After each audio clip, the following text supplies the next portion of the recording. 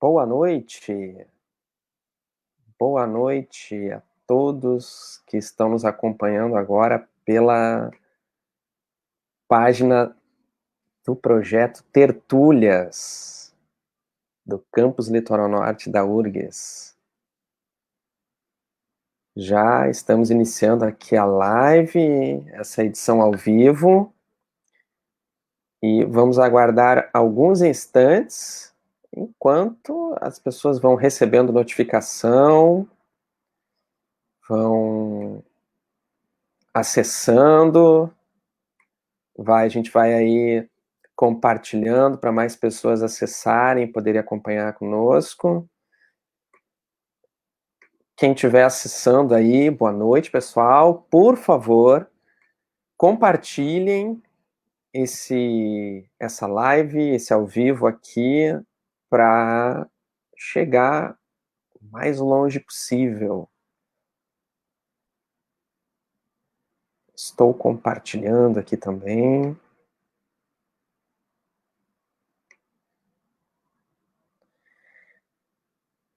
Por favor, quem estiver chegando, manda o seu comentário aqui. Lembrando que o Projeto Tertúlias é sempre esse papo, essa roda de conversa. Então a gente aguarda os comentários de vocês, perguntas, tá certo? Boa noite, ó. Aqui já tem um comentário da Camila Sugano, Aline Gonçalves, Camila, boa noite. Olha só, Sobradinho, que legal. Olha só, que bacana. Boa noite, pessoal. Adriana, Salto do Jacuí, que bacana. Boa noite. Boa noite. Eu vou convidar aqui, então, pessoal, para nós darmos início aqui à nossa tertúlia dessa noite.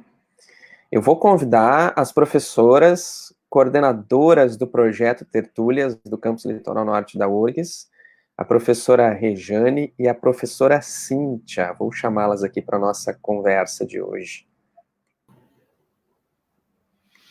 Boa noite, pessoal. Então, boa noite. Sou a Rejane, a coordenadora geral do projeto Tertúlias, e esta é a nossa segunda live, né, pelo Facebook. Boa noite, espero que curtam, que participem, né, como o Felipe disse, é um projeto, uma atividade bem aberta e que sempre estimula a participação de todos. Boa tertúlia para todos nós. Né? Legal. Professora Cíntia, boa noite também. Professora. Boa noite a todas e boa noite a todos que estão nos assistindo nesse novo momento, né, das tertúlias. É bem importante a gente lembrar que as tertúlias têm essa característica de colocar em outros espaços as conversas que a gente tem muitas vezes só dentro da universidade, mas que a gente precisa dialogar com todos aqueles que compartilham o mesmo mundo que nós, né? Então, as tertúlias geralmente são lugares pequenininhos, que a gente olha nos olhos uns dos outros, e nesse novo formato, nós estamos praticamente nos olhando para poder interagir com um mundo que a gente precisa conhecer ainda. Com certeza. E hoje a gente está aqui nessa edição, uma edição que estava marcada para acontecer presencialmente já, e aí, né, readaptamos para ela acontecer aqui ao vivo, então hoje aqui pelo Facebook, né, depois do sucesso da primeira edição, agora então damos prosseguimento com essa nova edição. Mas, professora, eu vou chamar aqui de novo a professora Rejane aqui para a nossa conversa, porque eu vou apresentar, então, a nossa convidada dessa noite. Pode ser? Isso, pode Podemos ser. chamar? Então, antes de chamar aqui para o nosso papo, a convidada da noite de hoje é a professora Kathleen Luana de Oliveira. E quem é a professora Kathleen? Ela é professora de Filosofia do Instituto Federal do Rio Grande do Sul, do campus de Osório, pesquisadora associada à Universidade Estadual de Londrina, no Paraná, onde realiza seus estudos de pós-doutorado na área de filosofia política com o tema Cartografias do Ódio, uma análise das distinções entre ódio, violência e banalidade do mal no pensamento de Hannah Arendt.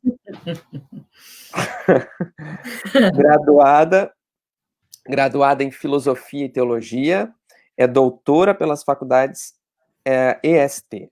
Em 2014, recebeu o prêmio CAPES de tese por sua tese sobre direitos humanos. Possui pesquisas e projetos em áreas de direitos humanos, violência, estudos de gênero, racismo, teologia feminista, ética, epistemologia.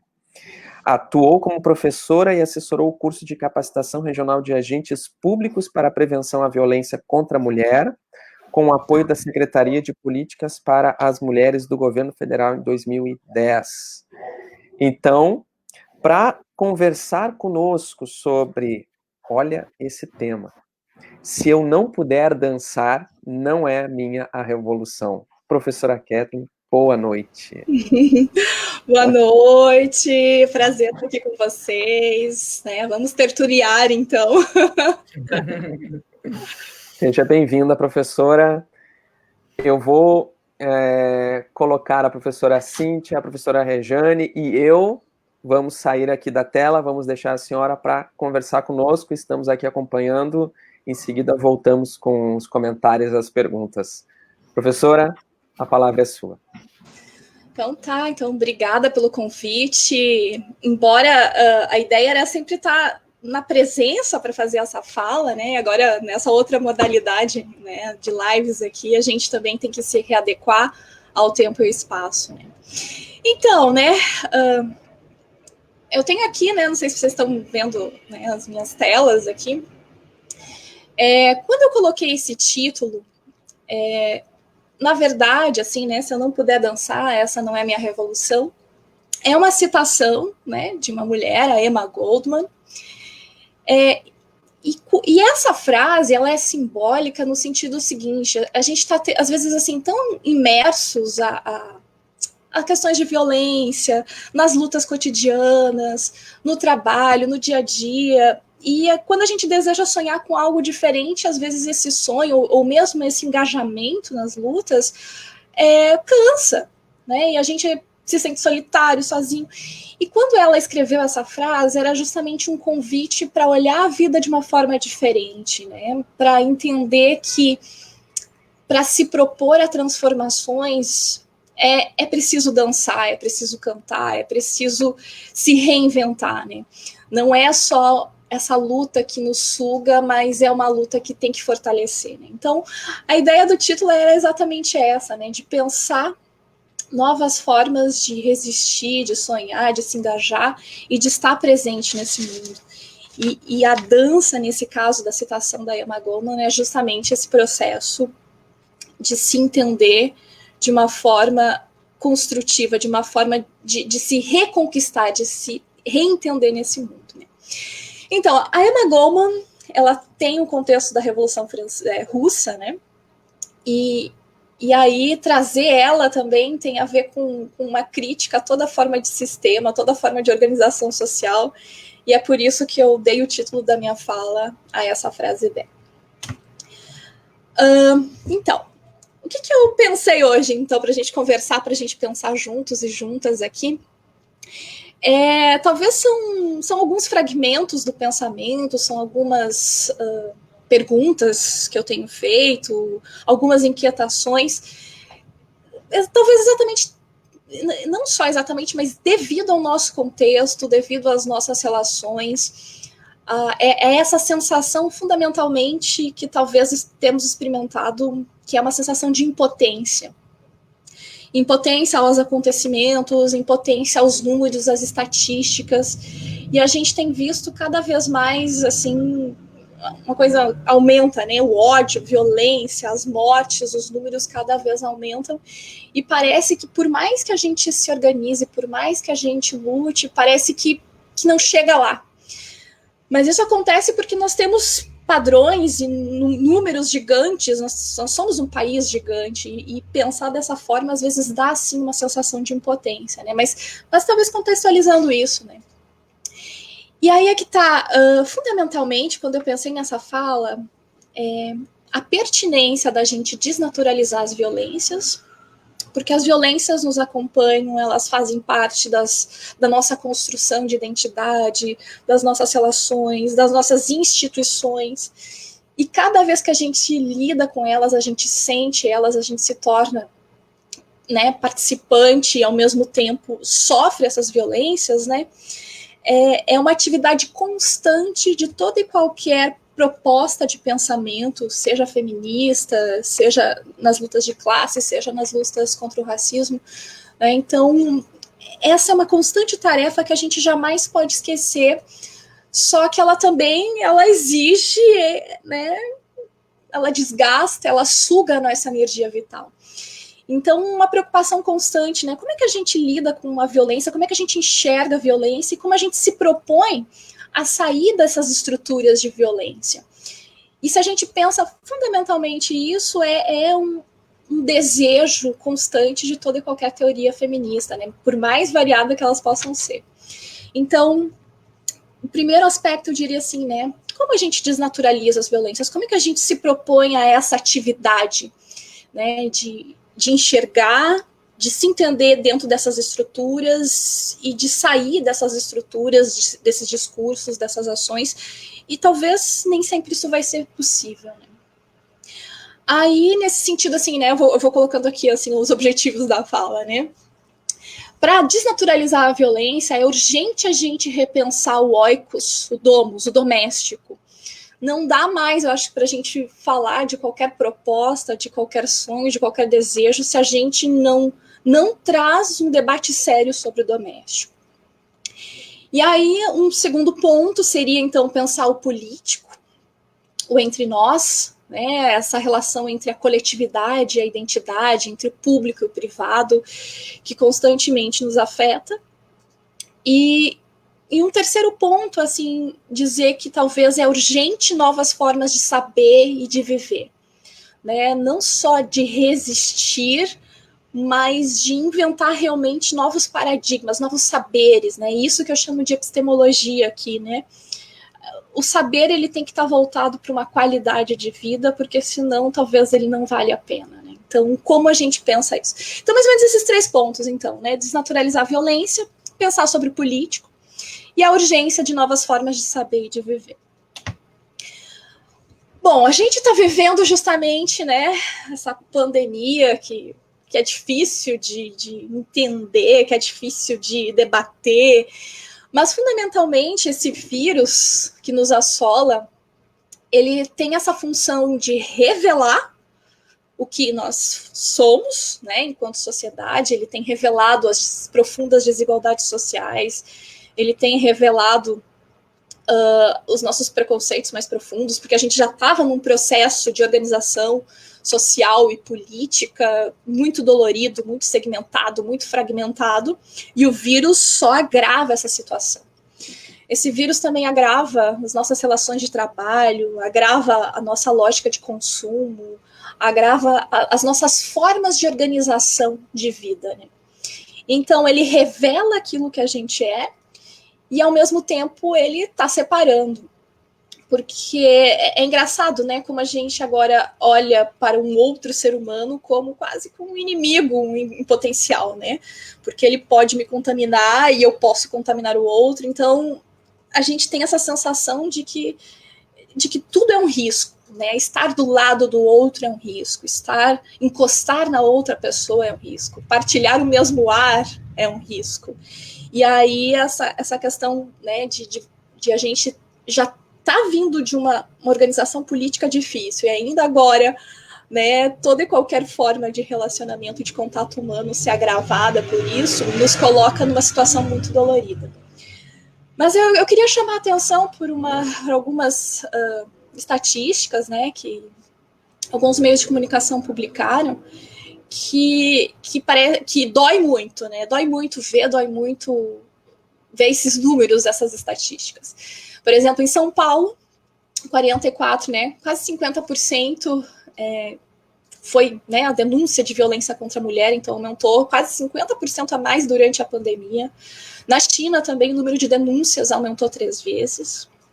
E a publicação do Fórum Brasileiro de Segurança Pública também alarmou, né, 431% do aumento de violência doméstica durante o isolamento. Então, se a gente já tem as estruturas de violência, né, doméstica, de violência a partir das questões de gênero, de feminicídio, de violência contra a mulher, agora a coisa agrava muito mais. Por quê? Porque a gente agora está dentro do doméstico. Né? O doméstico acaba sendo, né, reinando e sendo, né, o centro, e aquilo que já estava com a gente, ou seja, a violência já estava presente, mas agora ela acaba sendo exacerbada.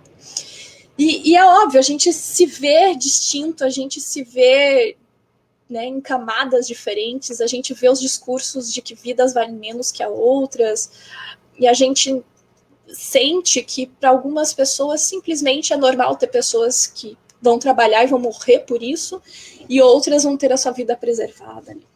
E aí os discursos da mídia acabam sempre estando muito entre números, né, de mortes, uma pressão muito grande da gente se ver através disso, porque a gente perdeu, né, a percepção da realidade, de certa forma, né? E ações de caridade, isso chama muita atenção, né, porque a gente devia investir em relações de direito, né, de reconhecimento mútuo da humanidade. E o que a gente consegue fazer é realmente depender dessa caridade humana. E é claro que a caridade é necessária, mas quando a gente apela para ela como a única coisa que possibilita a gente ser solidário com o outro, tem um problema aí, né? Porque vai depender muito de uma moralidade e não de uma construção de um coletivo, de uma sociedade. E claro, cada vez mais a gente vê essas violências que se naturalizam, se atualizam e se multiplicam. Então, pensando junto aqui com vocês, eu queria pensar assim, eu vou chamar aqui de desnaturalizar essas violências, mas para desnaturalizar essas violências eu quero trazer algumas memórias de mulheres que já lutaram, de mulheres que já se fizeram presentes e de mulheres que continuam lutando há muito tempo. Porque às vezes essa sensação de impotência, de solidão, ela é tão grande que parece que a gente não sabe para onde ir, né? Mas aí eu quero trazer a memória justamente dessas mulheres, porque o tempo que elas viveram, as experiências que elas viveram também eram desesperadoras, né? E aí se inspirar nessas memórias, respirar essas memórias, com certeza fortalece a nossa percepção do nosso lugar no mundo. E aí que tá, então vamos desnaturalizar algumas coisinhas aqui. A primeira desnaturalização, que eu acho que a gente tem que estar constantemente vigiando, é uma desnaturalização, né, da violência do Estado. O Estado, enquanto uma instituição, ele acaba, sim, funcionando não para todo mundo. E, claro, se a gente for para uma teoria marxista, talvez ele foi inventado para não funcionar para todo mundo. Né? Mas de entender que a presença do Estado, ela está, sim, atrelada historicamente a atos violentos. E ela tem, sim, favorecido uns mais do que outros. E nesse sentido eu trago a memória aqui das abuelas e das madres da Praça de Maio, né, das mães e das avós da Praça de Maio, que constantemente ainda permanecem, né, batendo o pé para encontrar os seus filhos desaparecidos durante a ditadura militar, né? Então elas continuam protestando, elas continuam sendo essa resistência de mulheres que se reuniram, se organizaram e que mantém, né, essa constante denúncia e busca por seus filhos desaparecidos. Né? E aí quero chamar a atenção justamente pelo lenço na cabeça que elas usam, porque esse lenço é para proteger suas memórias. Então, as mães e avós da Praça de Maio, elas são um alerta de que o Estado, se ele não é ocupado por muitas pessoas, se ele não tem a representatividade, se ele não tem a nossa constante presença dentro da estrutura, o Estado tende a ser assim, né, tende a praticar violência. E a gente vê essa violência de várias formas, não só essa violência ditatorial, mas é uma violência que, por exemplo, faz as pessoas ficarem na fila para receber os seus R$600, né, como se fosse uma caridade de Estado, e não é. porque, afinal de contas, essa seria uma função do Estado, se a gente fosse entender ele desse jeito. E quando a gente, né, faz as pessoas passarem por isso, massacrando pelo tempo e pela burocracia, isso também é uma violência de Estado. Então eu chamo aqui, né, as abuelas e as mães da Praça de Maio, né, as avós e as mães das Praças de Maio, para sempre a gente lembrar, né, de que o Estado, sim, né, pode e sim faz uma violência constante na nossa organização de vida. O segundo aspecto que eu queria também aqui, né, desnaturalizar com vocês é a violência sobre corpos, e o terceiro, a violência do doméstico.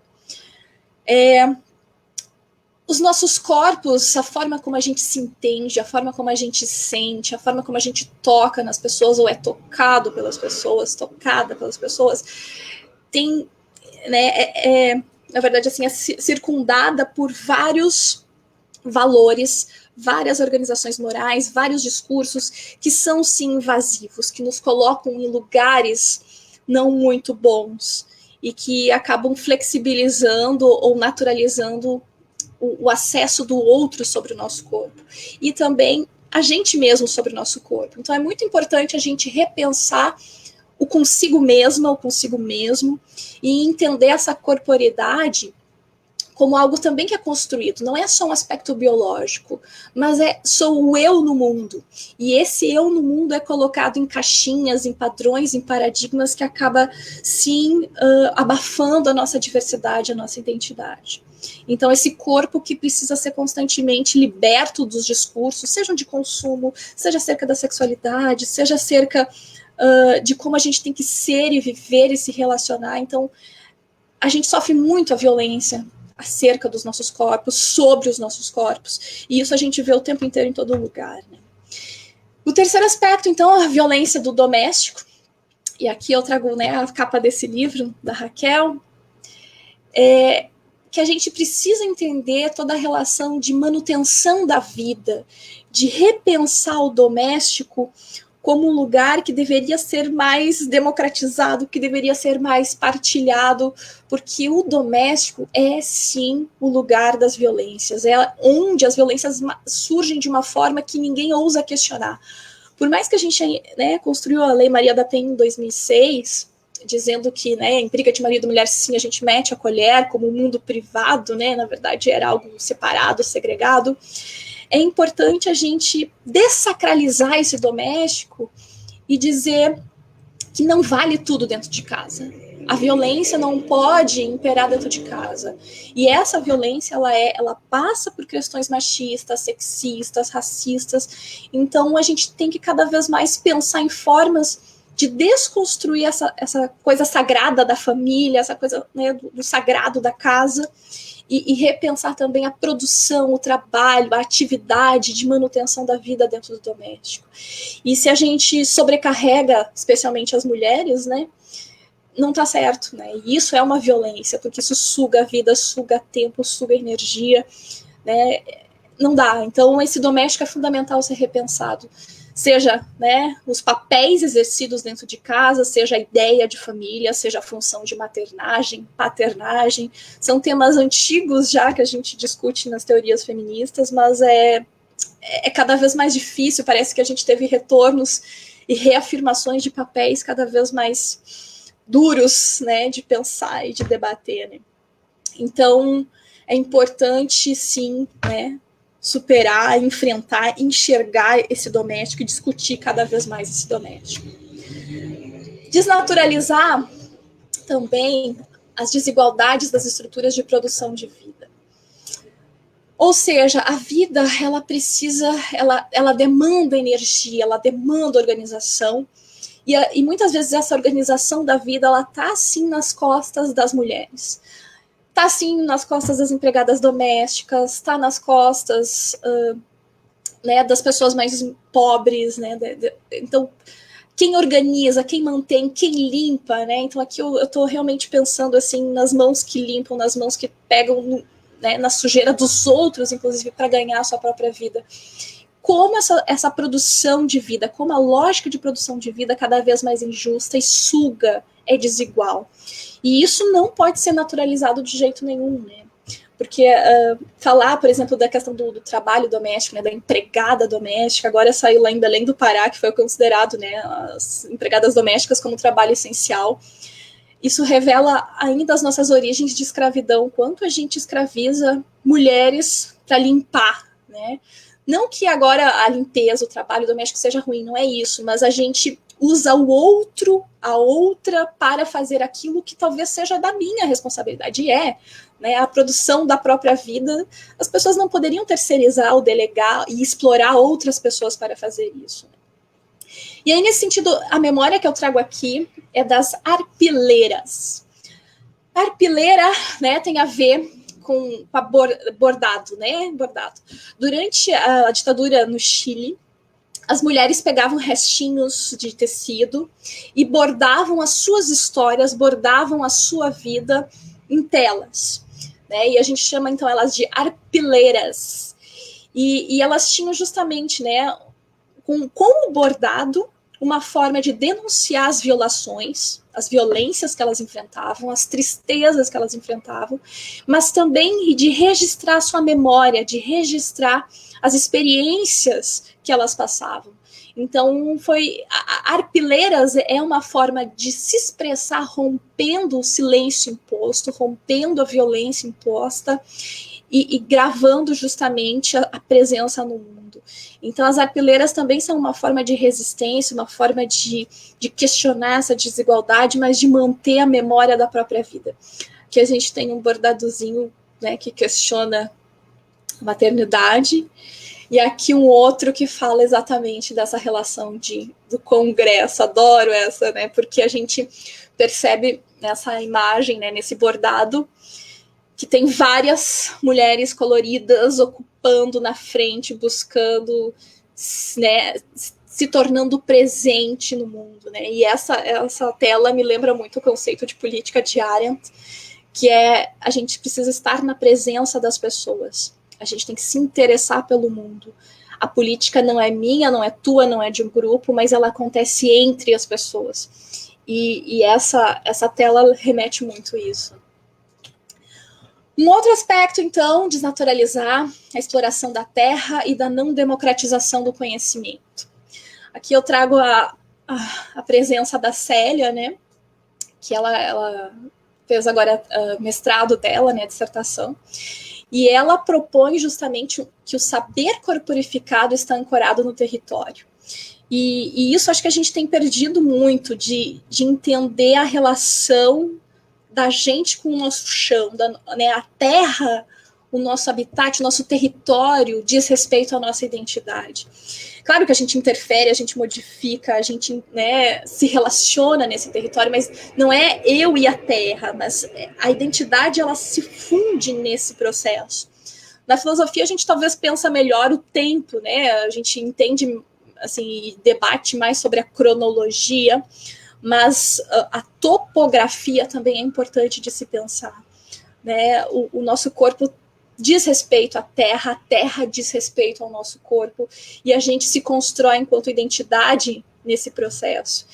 E aí é que está, a gente tem visto a desolação dos territórios, a ocupação dos territórios, num sentido sempre de depravação, de exploração, e nunca no sentido de se entender como parte dessa terra.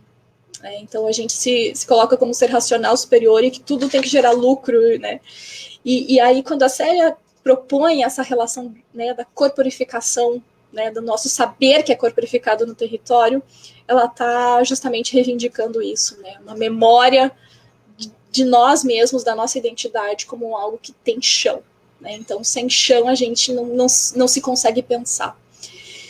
E claro, e essa exploração da terra, ela está ligada com essa lógica da democratização do conhecimento. A gente fala da universidade e, de fato, acho que no Brasil, sim, a gente não pode negar que a gente está num lugar privilegiado ainda, infelizmente. Não devia ser um lugar privilegiado, deveria ser um direito a toda e qualquer pessoa, mas os conhecimentos que a gente produz estão ainda, né, de certa forma, distantes e estão querendo, né, a gente vê esse movimento agora, né, tentando mostrar a sua relevância para a sociedade, mas a gente vê o quanto que, historicamente, a universidade foi separada dessa sociedade e quanto que a gente ainda precisa democratizar o conhecimento produzido nas universidades e escolas, mas também de trazer o conhecimento produzido pelos grupos sociais, pelas pessoas fora desse campo. Então, democratizar é justamente trocar esses saberes e conjugar esses saberes de uma forma que não seja mais privilégio para ninguém, né? Então a série ela debate muito bem isso, né? De que um conhecimento que tem chão, que tem terra, né? Ele precisa ser sempre compartilhado. Outro, desnaturalizar a violência racial. Isso cada vez mais a gente vai se dando conta de quanto a gente tem dificuldade, porque a gente às vezes fica muito no discurso do biológico e tal, né? Mas a Lélia Gonzalez, ela diz exatamente isso também, no sentido de que o problema racial está impregnado na cidade, na periferia. Também aqui trazendo essa questão de que os preconceitos, eles vão sendo conjugados com o nosso território, com o nosso lugar no mundo. Não tem como simplesmente dizer que é um sentimento moral, não. A questão da violência racial, ela também tem os seus aspectos econômicos, também tem os seus aspectos de gênero, e aí a gente não consegue, porque a gente separa demais o ser humano, a gente fragmenta, né, coloca em explicações biológicas, mas o racismo é muito mais poderoso que isso, né, e a gente sempre vê o quanto que o resultado disso é o nosso racismo lá brasileira, né, ele mata quem tu é, ele mata a história, ele mata as possibilidades de narrativa, ele marca as possibilidades de se colocar no mundo. Então, o racismo, ele é muito poderoso, ele é muito vitorioso no nosso contexto, porque ele faz isso e ainda tem o apoio das estruturas. E a Lélia, ela traz essa memória de que a gente tem que desnaturalizar essa violência racial e de entender ela nos seus aspectos complexos, de entender essas relações, não só biológicas, mas esse carimbo, né, que as estruturas colocam sobre corpos que são explorados, né? Tem pessoas que têm cara para ser explorada e tem outras que não, né? Então, a construção desses discursos, ações e instituições, ela precisa ser desnaturalizada. Isso não é natural. Desnaturalizar a violência religiosa, essa é bem urgente, necessária no nosso contexto. Aqui eu trago a foto da Ivone Guevara, ela uma mulher poderosa, que, né, lá de Pernambuco agora, ela escreveu justamente o livro Rompendo o Silêncio, e outro livro também, Mulheres, Religião e Poder. Ivone Guevara foi freira, e escreveu, então, em suas obras, justamente como a religião, ela se torna um discurso de dominação, e coloca as mulheres, ou mesmo práticas sexuais que não são héteros, né, normativas, como tudo aquilo que sai desse padrão acaba sendo colocado com o rótulo do mal, né, o rótulo do pecado. E ela investiga exatamente como esse discurso do pecado, né, e da exploração sobre o corpo de mulheres e homossexuais acaba se tornando algo difícil de se desconstruir dentro da mentalidade religiosa que a gente possui, que a gente, né, culturalmente vive. Aqui não é uma questão de fé exatamente que eu estou falando, mas buscando justamente a estrutura religiosa, os discursos culturais religiosos e a moralidade religiosa. E aí, nesse sentido, essa moralidade historicamente foi construída, assim, na desigualdade, na exploração, né, de mulheres, e até hoje a gente olha, às vezes, grupos religiosos onde tem o líder religioso, ele é masculino, e tu vê muitas mulheres sentadas escutando em silêncio o líder masculino, e o líder masculino faz uma interpretação bíblica, né, e essa interpretação bíblica, ela parte das experiências daquela masculinidade. Então, é complicado a gente se negar a debater a religião ou deixar a religião simplesmente como expressão, se a gente não enxergar de fato quando a religião viola, quando a religião propaga as desigualdades mais cruéis e desumanas que a gente pode, né, perceber. Então, é fundamental, assim, a gente precisa debater religião. A gente precisa desnaturalizar o sagrado que envolve a religião. E aí, nesse sentido, ajudaria muito a gente repensar as nossas relações. Precisamos também desnaturalizar as relações, a sexualidade. Aqui eu trago a Marcela Altraus-Ried. Ela também conjugava, né, ela escreveu, né, The Queer God, né, o Deus queer, que era exatamente também questionando o quanto que as religiões acabam modelando, naturalizando algumas posturas e desejos. Então, o quanto que a religião ela invade o nosso desejo e coloniza o nosso desejo. E ela tem né, ela escreve no livro dela exatamente assim, de que passar fome é decente, né? Explorar as pessoas é decente. O que é decente para ela? É como as estruturas estão funcionando, é como a vida está funcionando. E isso ela chama, isso é decente, porque todo mundo aceita. Né? Tiroteio, quando são negros que morrem, isso é decente, porque ninguém se escandaliza mais. Então, ela reivindica o termo indecente.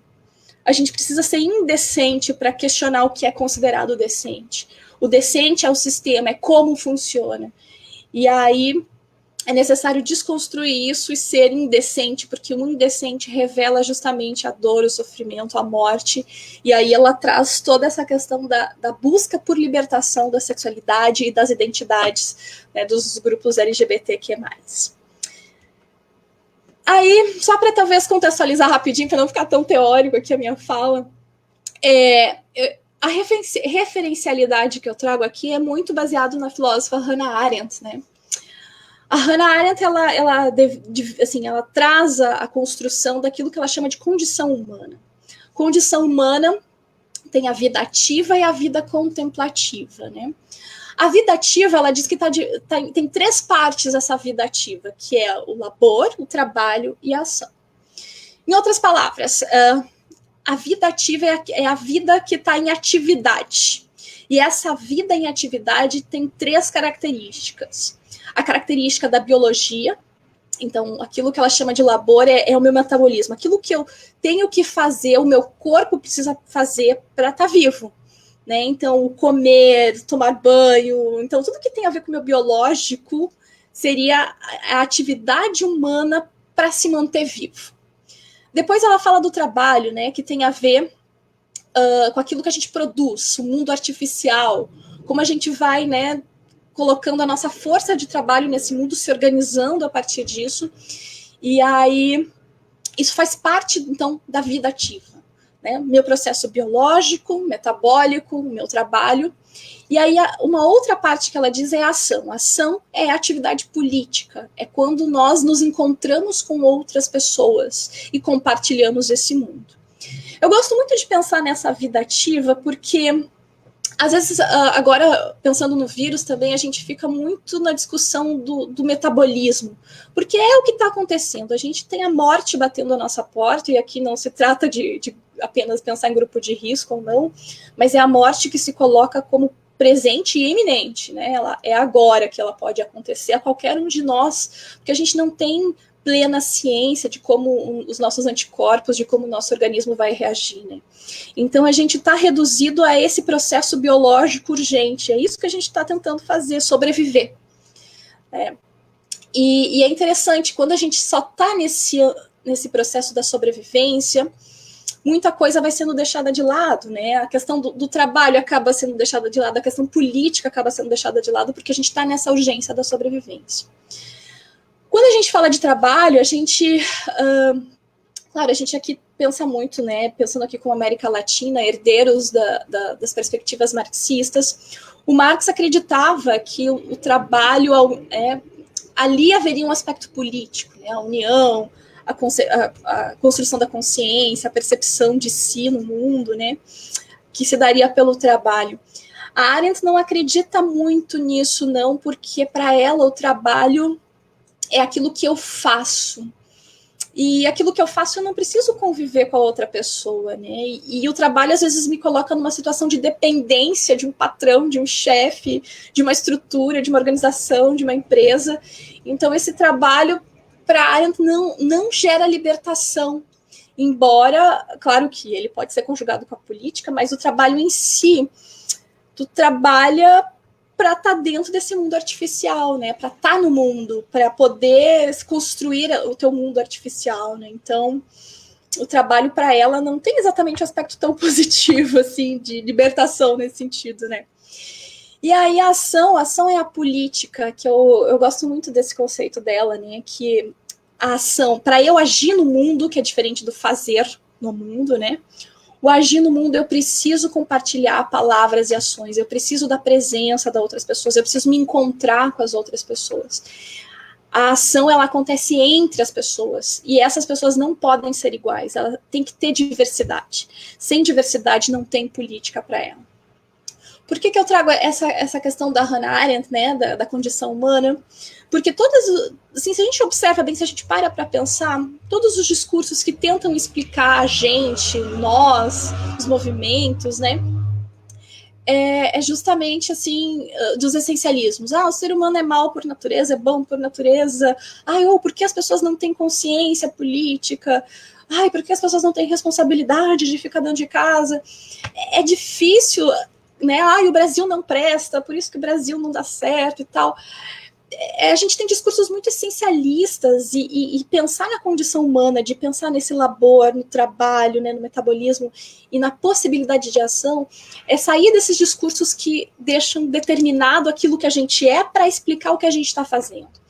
Então é importante entender que a condição humana ela é resultado de como a gente está vivendo nesse mundo, de como a gente está se organizando nesse mundo, e de como que muitas vezes, por exemplo, o meu metabolismo vai ser mais urgente do que a ação política, né? Então, às vezes eu vou ter que sobreviver e eu não vou conseguir ter energia para poder participar, para poder agir nesse mundo. E por isso que é importante pensar nessa ruptura de essencialismos, né? A Hannah Arendt também alerta que por mais difícil que seja, a gente precisa aprender a conviver na diversidade, na pluralidade, né? A gente não pode reduzir os outros à mesma voz, ou ficar só nos nossos grupos, ou ficar só nas nossas bolhas. Fazer política é estar na diversidade, é viver entre a diversidade. Claro que a gente precisa ter um espaço de fala e de escuta muito bem construído nesse processo. Mas o que a gente mais testemunha nas nossas experiências brasileiras é a total falta desse espaço político. A gente não tem mais política, a gente tem governo, a gente tem partido, né? A gente tem gestão da função pública. Agora, política a gente não tem, né? Porque a gente não consegue mais conviver com a diversidade, a gente não tem espaço de narrativa, a gente não tem espaço de fala. Na real, a gente só tem espaços de gritos, né? E é um espaço de terror. Então, o que a gente tem testemunhado é o fim dessa política nesse conceito da convivência da diversidade. E a gente vê que, pegando essa condição humana da Arendt, para ela, se a gente não consegue construir política, o que sobra é violência. E é isso que também, assim, eu consigo, né, pegando, né, essas leituras dela, enxergar muito, né? Se a gente não consegue conviver com a diferença, conviver com a diversidade, o que a gente faz é ter estratégias de aniquilar o outro, de aniquilar a diferença. Claro que às vezes a gente pode estar tentando aniquilar a diferença do outro, mas muitas vezes a gente é a diferença a ser aniquilada. E aí a gente não consegue mais se enxergar, a gente não tem mais aquele pacto que nós conseguimos nos enxergar enquanto seres humanos. A gente não se enxerga mais enquanto tal, né? A gente enxerga os meus, os teus, os que pensam igual a mim, os que não pensam igual a mim. E aí, nesse sentido, o que prevalece é a violência, né? A violência que destrói, a violência que acaba querendo uniformizar todos. E, fundamentalmente, se a gente naturaliza essas violências, a gente acaba compactuando com elas, né? Por isso, né, trazendo essas mulheres todas que eu citei, trazendo aqui um pouquinho do contexto da Arendt, o que eu estava pensando, assim, né? Bom, é fundamental a gente se dar conta e aqui trazendo toda essa herança feminista, trazendo toda essa herança das mulheres que pensaram antes da gente, né, que morreram antes da gente, a gente precisa ter outras formas de conhecimento, mas não esse conhecimento acadêmico, né, não, um conhecimento que fale da vida, que qualifique a vida. E aí, nesse sentido, trazendo, então, né, as teóricas, pensar num conhecimento requer também um certo método. E esse é o método aqui que dá para simplificar.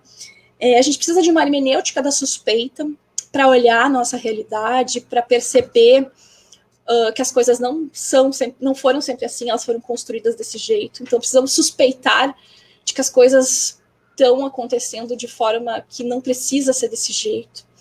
A gente precisa encontrar formas de denunciar, mas não essa denúncia unicamente jurídica, mas é uma denúncia entre nós, de entender que isso não pode acontecer entre nós, né? E eu penso aqui muito assim nesse processo realmente do conhecimento feminista.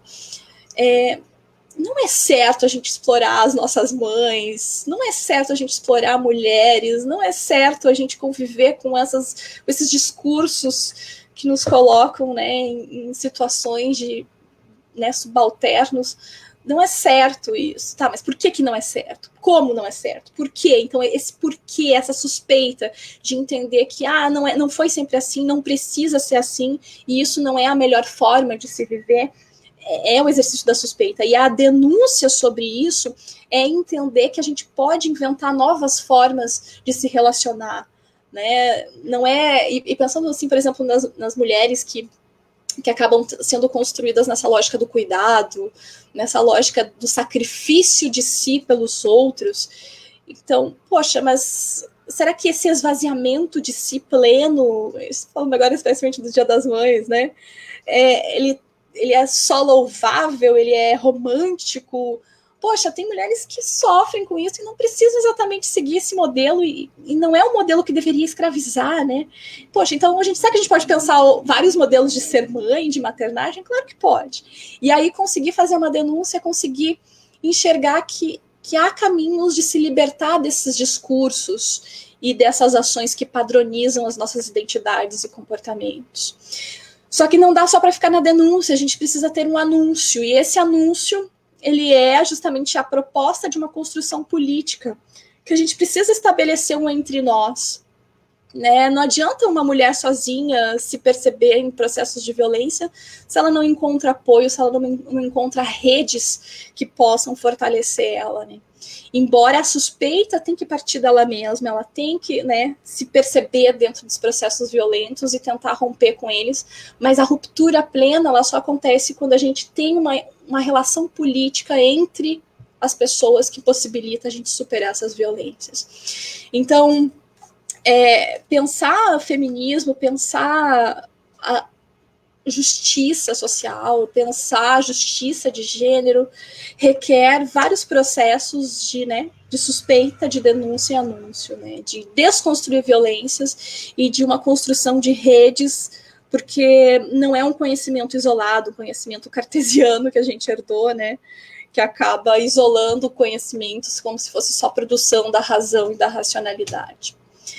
E talvez só para não me alongar muito, né, trazendo então essas propostas de construção, porque, né, a gente precisa estabelecer novas formas de viver, novas formas de se relacionar, qualificar as nossas resistências, porque a violência ela rouba a nossa energia vital. E é engraçado, né, como a gente vai percebendo que a violência se renova, se atualiza, e a gente faz parte de uma grande violência ou de grandes violências, e a gente às vezes não se dá conta, ou como a gente tá, né, o resultado dessa violência também rouba a nossa coragem, muitas vezes, né. Então, perceber violências é se dar conta também que a gente acaba sendo, né, sugada, né, a nossa energia vital.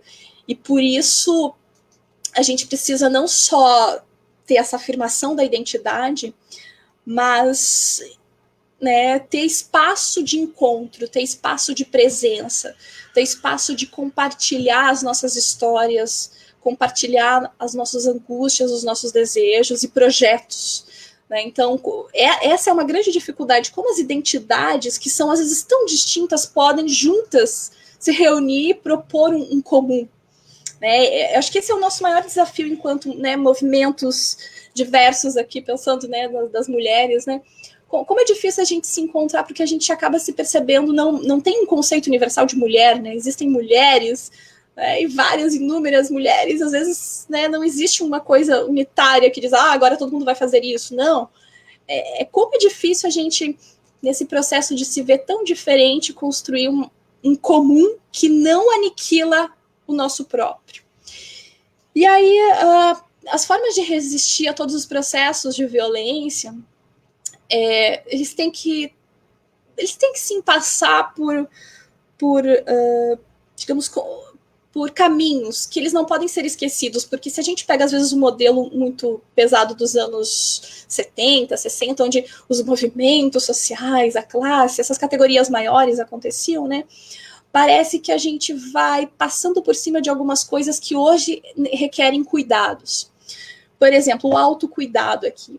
Não estou falando de autoestima unicamente, mas é engraçado observar mulheres, o quanto que elas se deixam para segundo plano, o quanto que elas primeiro, né, atendem os outros e não se cuidam, não só no sentido físico, mas também físico, né? Não é como assim, eu me sacrifico pelos outros e não cuido de mim, ou eu pego as minhas causas e não cuido de mim, eu vou ser a mãe, né, e não vou cuidar de mim.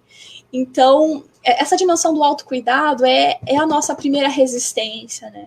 Então, a gente precisa se construir, se entender de uma forma distinta, que também vai romper esse discurso de sacrifício.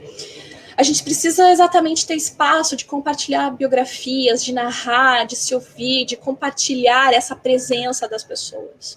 A gente precisa urgentemente democratizar saberes, né? Não só esse saber acadêmico, mas eu digo um saber da vida, o saber, né, das mulheres que sobreviveram, dessas histórias, dessas memórias, que às vezes nem chega na academia. Mas, ao mesmo tempo, também o saber produzido na academia precisa estar presente no cotidiano, precisa chegar nas pessoas de outros jeitos, né? A gente precisa urgentemente romper essa lógica da exploração, porque é a mesma lógica que explora corpos, que explora mulheres, que explora homossexuais, que explora a vida, que explora os animais. É a mesma lógica que atravessa a nossa organização social, a nossa organização humana. Então, a gente, né, se for pensar numa epistemologia feminista, a gente não pode compactuar com nenhuma forma de exploração. E isso é muito difícil, porque em alguns momentos, às vezes a gente também se favorece com a exploração de outros e de outras, né? Precisamos reconstruir o doméstico, reconstruir a dimensão do trabalho, repensar o quanto a gente naturaliza esse discurso. Eu preciso ganhar a vida. Mas qual é o custo de se ganhar a vida? Qual é o custo de se manter a vida? Por que a gente não consegue pensar realmente uma dignidade nos trabalhos, especialmente pensando aqui nos trabalhos de mulheres, né? Reconstruir as religiosidades, a gente precisa urgentemente repensar esse espaço da religião, esse espaço não questionando a fé, mas questionando os interpretadores da fé, questionando as estruturas que essa fé, como essa fé se faz presente, ou como ela se coloca entre as pessoas e silencia frente às maiores violências e abusos que a gente testemunha, né? A gente precisa reconstruir relações, por exemplo, o conceito de amor, né? A gente ainda tem, sempre nas propagandas, um conceito pensando, né, aqui romântico, de sacrifício, e a gente não consegue descolonizar o próprio desejo, o próprio afeto. Então, isso é bem complicado, né? Por isso que as relações e identidades precisam ser revistas, precisam ser repensadas. E com esse vírus, o que a gente vê é que a gente precisa de uma outra forma de viver, uma outra forma de ser, uma outra forma de relacionar-se conosco mesmo, com as outras pessoas e com o mundo, né? A gente precisa dessa urgência de uma transformação, né? E aqui eu coloquei a diferença entre a bios e a zoé, que às vezes a gente fala muito pela vida, né? Mas os gregos antigos, eles tinham essa distinção entre a vida natural e essa vida da participação política. A gente não é só uma existência pela existência, a gente precisa, né, não é só um número, a gente precisa de uma qualificação dessa vida, e essa vida qualificada precisa ser compartilhada, precisa ter o seu espaço, precisa poder ocupar o seu lugar no mundo. Então, não é só a vida pela existência em si, mas é uma vida com qualificação. E claro, talvez uma das coisas que eu mais aprendi com as feministas todas, né, é que a gente já tem outras formas de pensar e de resistir, de viver. E a gente vê muito isso na poesia, na música, que é um outro jeito de narrar no mundo. Então, talvez só aqui dizendo, o que eu tentei rapidinho trazer aqui para vocês, esses fragmentos, foi desconstruir os discursos de violência que nos cercam, entender que, historicamente, a presença de várias mulheres, as abuelas de Maio, né, as arquileiras, todas elas já trazem contribuições de resistir, porque eram situações muito difíceis de sobrevivência, de violência, e essa história dessas mulheres, né, das teóricas também, né, da Ivone Guevara, vão demonstrando que a luta ela é constante. Às vezes a gente ganha, às vezes a gente perde, mas o importante é que a gente consiga enxergar as estruturas de violência e propor outras formas de se viver, porque às vezes a gente fica denunciando a violência e não consegue ter novas formas ou espaços de convivência. Fato é que a gente não vai conseguir isso junto, né? A gente sozinho, né? A gente precisa estar junto para realmente propor novas formas. Por isso que a gente precisa da política, né? Desse conceito político, para poder viver e para poder ser diferente. E é isso, se a gente, né? Então, o que eu queria pensar assim com vocês é de entender que as teorias feministas aqui, elas reivindicam não só o fim das violências, não só enxergar de onde elas nascem, como elas se reproduzem, mas entender que a gente precisa realmente sair das lógicas de exploração, das lógicas de uso e possibilitar uma vida, né, com outro jeito, com outro olhar. E aí, por mais piegas que eu possa parecer agora, né, mas a letra da Violeta Parra, né, e a música da Mercedes Sosa, ela é engraçado também no contexto de ditadura, que eu fico imaginando como é difícil viver num processo de censura, de silenciamento, de perseguição e de morte e de totalitarismo, né, ditatorial assumido, assim. E eu sempre achei engraçado como é que você vai agradecer a vida apesar disso, né? E eu só queria trazer uns trechinhos para vocês, né, que a letra da Violeta Parra diz... graças à vida que me deu tanto, né, que está me dando o ritmo dos meus pés cansados, com eles andei nas cidades, nos charcos, praias, desertos, montanhas e planícies, e a sua casa, a sua rua, o seu pátio. Graças à vida que me deu tanto, tem me dado o riso, tem me dado o pranto. Assim eu distingo a alegria da aflição, os dois materiais que formam meu canto, e o canto de vocês que é o mesmo canto. E o canto de todos, que é o meu próprio canto. Então, graças à vida, que mesmo, né, a gente em situações difíceis, de choro, de riso, de pés cansados, de mãos cansadas, de corpos explorados, mas ainda assim, se a gente conseguir furar, né, as estruturas, se a gente conseguir furar os discursos prontos, a gente consegue visualizar em conjunto novas formas de se viver e novas formas de qualificar a nossa vida. Porque o que não dá é silenciar frente aos atos e discursos de violência. A gente precisa, de fato, construir as nossas redes, e isso não vai só trazer alegria, né? Porque construir rede também é a arte difícil de viver entre a diversidade. Mas agradecer a vida porque a gente pode se encontrar, a gente pode pensar junto, a gente pode desejar coisas diferentes em conjunto. Então, era mais ou menos isso que eu tinha para provocar aqui o pensamento.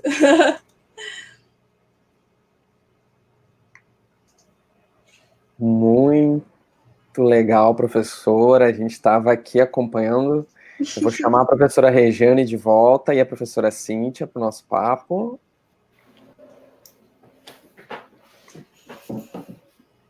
Temos aqui diversos comentários no Facebook.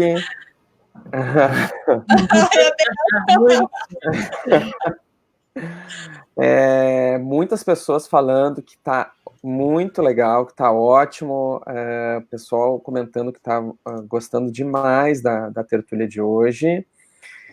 E, bom, vou iniciar aqui a nossa rodada de bate-papo aqui com a leitura de um comentário e vou emendar um comentário aqui.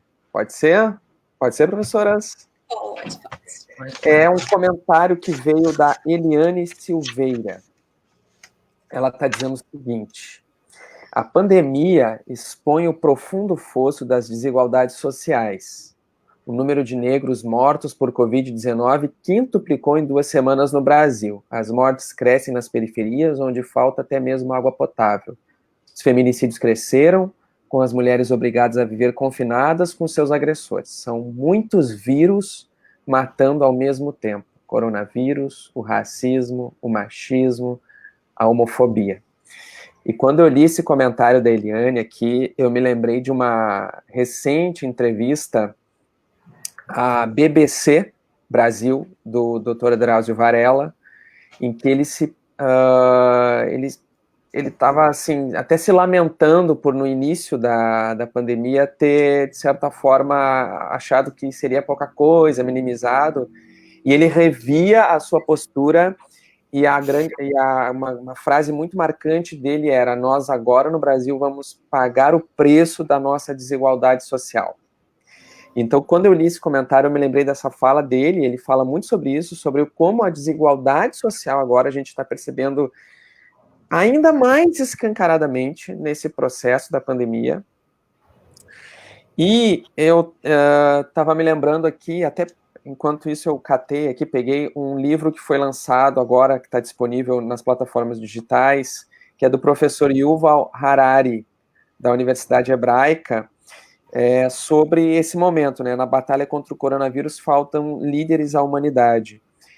E eu destaquei um trechinho que ele fala assim: sem confiança e solidariedade globais, não seremos capazes de parar a epidemia do coronavírus, e é provável que enfrentemos mais epidemias desse tipo no futuro. Mas toda crise é também uma oportunidade. Com sorte, a presente epidemia ajudará a humanidade a perceber o grave risco imposto pela desunião global, entre outras coisas que ele traz aqui nesse livro, né? Então eu queria iniciar o nosso papo aqui vendo, né, será que as perspectivas de nós aproveitarmos essa oportunidade para repensar as nossas desigualdades, para fazer uma sociedade diferente, passar a pensar em nível de políticas públicas, né, passar a pensar em políticas públicas, não nesses momentos de governos que passam e que muitas vezes não se mantêm. Será que nós vamos conseguir? As nossas perspectivas são boas nesse caminho?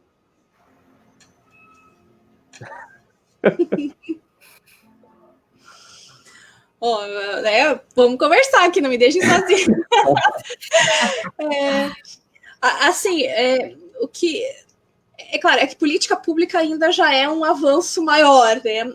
Mas assim, o que me vem na cabeça fundamentalmente, eu vou chamar aqui de micropolítica, mas embora não acho que seja tão micro assim, é esse nosso cotidiano, essas nossas relações que primeiro precisam de uma outra visão.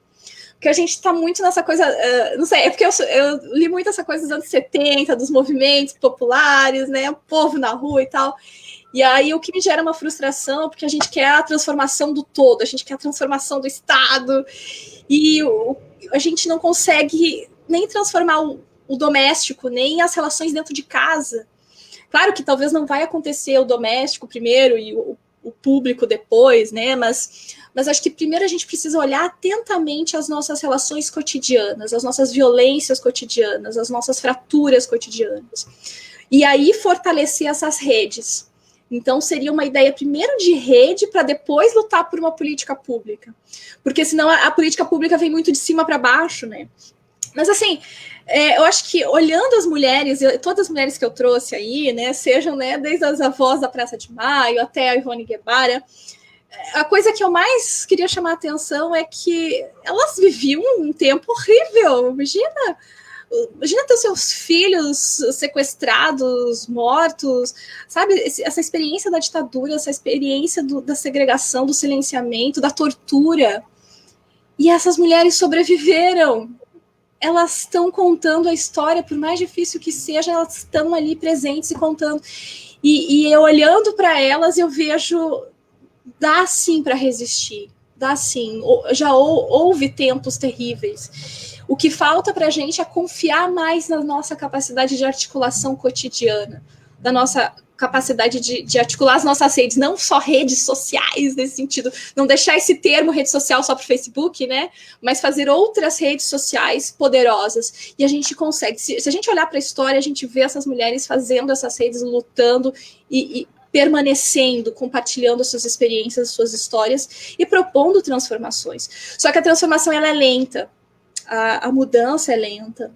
E muitas vezes aquilo que a gente deseja, esse desejo só vai ser realizado talvez na geração futura, ou daqui a pouquinho, mas talvez eu não consiga, de fato, sentir o gosto pleno daquilo, né? Mas talvez outras gerações e outras mulheres consigam. Então, acho que é isso, não querer a satisfação imediata, mas entender antes do que o grande, o global, acho que resgatarmos o local. Não que o global vai sumir, não, mas o nosso local precisa ser requalificado. E requalificado nas nossas micro-relações, nessas violências que a gente sofre, e a gente tem que ser estratégica para sair delas. Né? Ai, já estou falando demais. Bacana. Professora Regiane, professora Cíntia, à vontade. Enquanto isso, depois eu trago mais um comentário aqui do Face. Tá bom.